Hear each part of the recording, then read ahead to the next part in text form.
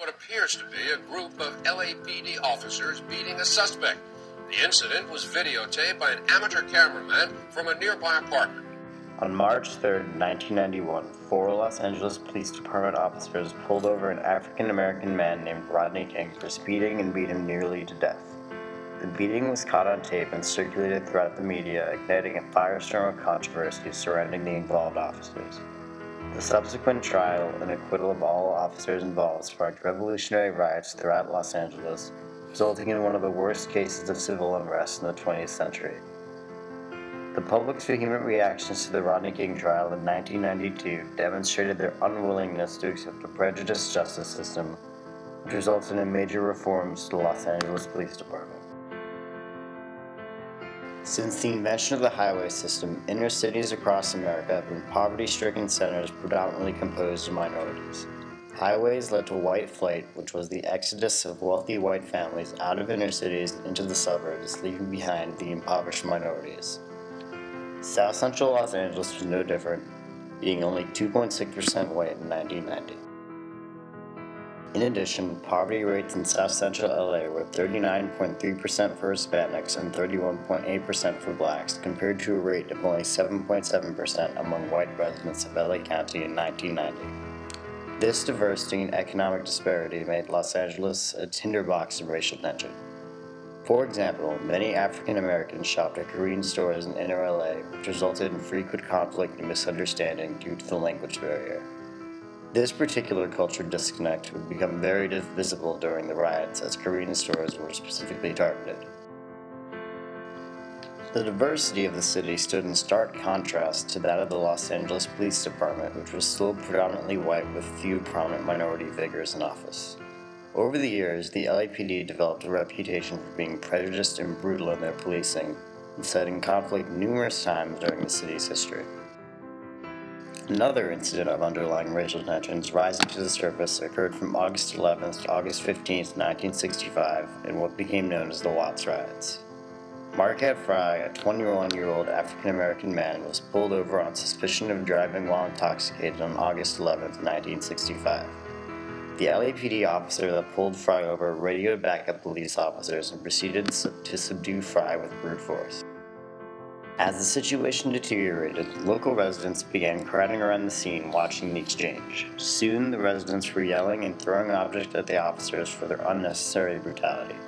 After Fry was arrested, the crowd continued to grow and thwarted numerous police attempts to break them up.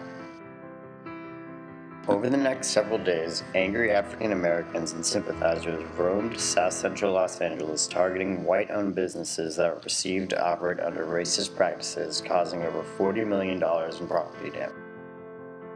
The 5-day riot resulted in 34 deaths and was seen as a rebellion against the prejudiced LAPD.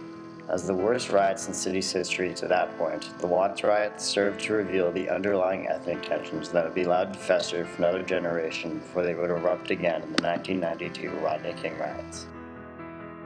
George Holliday, the man who caught King's beating on tape, thought his video camera had captured something important, and on March 4, 1992, Holliday took his film to the Los Angeles TV station KTLA. Producers at KTLA found the tape shocking and played it that evening on the news. After the tape circulated on television screens across America, people demanded justice for the officers involved. Even the LAPD Chief of Police Daryl Gates called the use of force very, very extreme and found the beating to be unacceptable. On March 7th, Chief Gates announced that the officers would be prosecuted, and 1 week later, officers Kuhn, Powell, Bersano, and Wind were indicted by a grand jury. Because of the controversial nature of the case, the trial was moved out of central Los Angeles and into the predominantly white community of Simi Valley. In addition, the jury pool of 260 people included only 6 African Americans and an overwhelming majority of pro-law enforcement jurors. Despite all this, most people believe that the videotape was undeniable and ensured convictions for the officers involved. I didn't think I needed a Johnny Cochran or somebody to fight that case to win the case because I had good cameras. In the end, the composition of the jury swung the trial in favor of the officers, and on April 29, 1992, the clerk announced innocent verdicts for all accused officers. Los Angeles would burst into flames by sundown. 62 minutes after the verdicts, 5 African-American youths entered a Korean-owned liquor and deli store, proceeding to shatter the storefront windows, assault the store owner, and steal bottles of malt liquor. As they ran away, one of the youths shouted, "This is for Rodney King," and the worst riot in Los Angeles history was underway. Over the next 5 days, roving gangs, infuriated by the blatant racism of the Los Angeles justice system, destroyed storefronts, set fire to hundreds of buildings, and injured thousands of people. Even President George H.W. Bush came out against the court ruling, saying the verdict has left us all with a deep sense of personal frustration and anguish. As the rioting continued, Bush and Attorney General William Barr began the process of bringing federal charges against the 4 acquitted LAPD officers.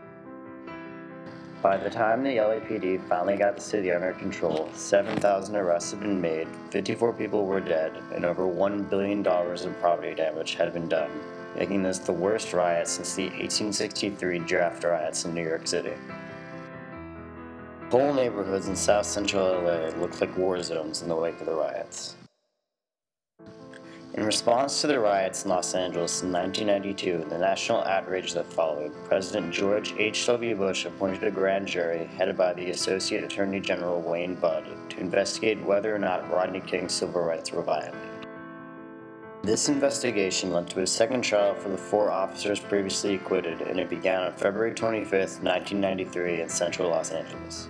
The judge presiding over the case was District Judge John G. Davies, and the lead prosecutor was Stephen Clymer, considered to be the best prosecution lawyer in Los Angeles. The jury picked for the trial was racially mixed, unlike the trial in Simi Valley. There were 2 African Americans seated in the jury, much to the dismay of the defense. With the jury being able to see what went wrong in the first trial and knowing the risks of a second acquittal for the officers, they found officers Kuhn and Powell guilty after 6 days of deliberation. The beating of Rodney King gave current Los Angeles Mayor Tom Bradley all the initiative he needed to create a panel headed by future U.S. Secretary of State Warren Christopher that would report on the Los Angeles Police Department's long-lasting reputation of prejudice and abuse of force. California voters also passed Proposition F in 1992, which put the Los Angeles Police Department and its chief under control of the people. This led to the first reform of the LAPD, the resignation of Police Chief Darrell Gates. Gates' replacement was Willie L. Williams, who was the first African-American police chief of the LAPD. Williams worked to create a better image of the LAPD and to eliminate the tension between black neighborhoods and police officers.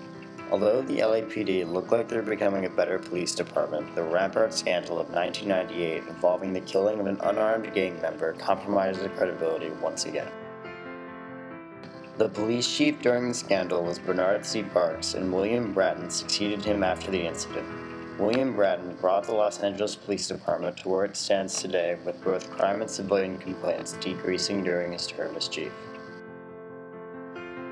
Korean Americans were a group heavily targeted during the Los Angeles riots and fought hard for their own representation in politics. After the riots, Korean Americans organized a 30,000-person protest of their lack of police protection during the riots. Since the destruction of Koreatown from the 1992 riots, few Koreans have been able to rebuild. Many are moving back to South Korea or to states like Washington and Colorado in search for a more accepting environment. It wasn't until 2000, when Los Angeles began to remove taxes that restricted growth, promoting smart growth, that Koreatown began to rebound. The combination of the poor Korean economy and the inclusion of Koreatown in the subway system led the community to begin to prosper in Los Angeles. Rodney King was the catalyst on which Los Angeles erupted. Because of his beating, previously hidden issues, from police brutality to minority tensions, were exposed and forced to be dealt with. The Rodney King trial and resulting riots that ravaged LA unmasked the deep-seated racial tensions that plagued inner cities across the nation and precipitated major reforms in how police departments operate.